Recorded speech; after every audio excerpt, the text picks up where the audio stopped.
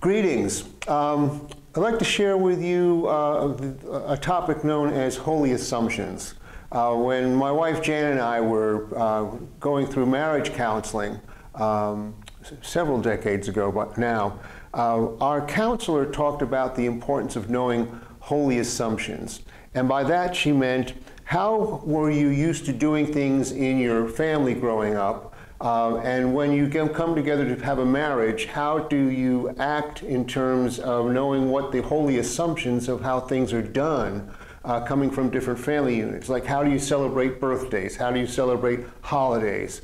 Who's in charge of various activities? And you find that you have holy assumptions about how things are done, and that they sometimes don't match up with what your future spouse's holy assumptions have been growing up.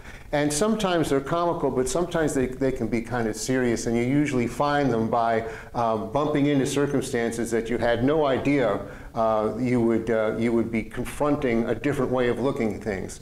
I'll give you a good example. The evening of our wedding rehearsal, we were getting married in Chapel Hill, University Presbyterian Church on Franklin Street. As we were driving to the church, approaching the hill that goes up to make Chapel Hill, a car cut us off. I mean, cut us off so badly that we almost had an accident, and just kept on driving.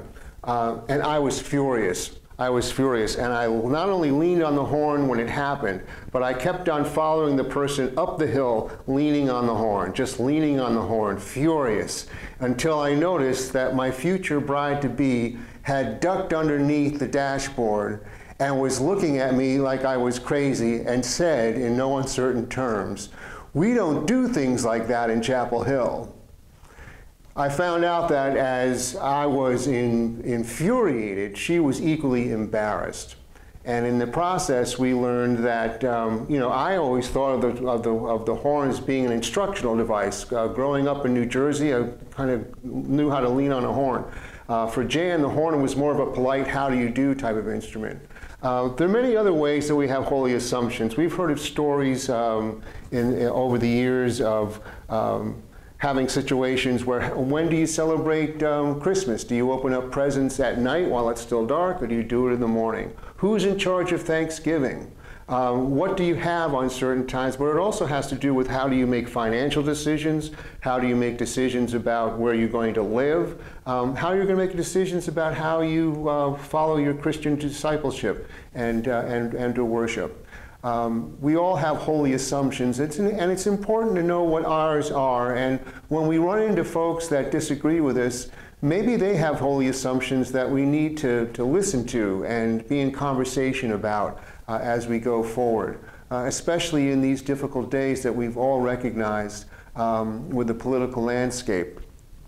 I'm mindful that tomorrow is the birthday of Martin Luther King Jr., and I would say that one of the biggest of his holy assumptions, or the holiest of his assumptions, next to his belief in Jesus Christ, was the understanding that we treat all God's children with dignity and respect, and we do so especially for those who have historically not been treated with dignity and respect.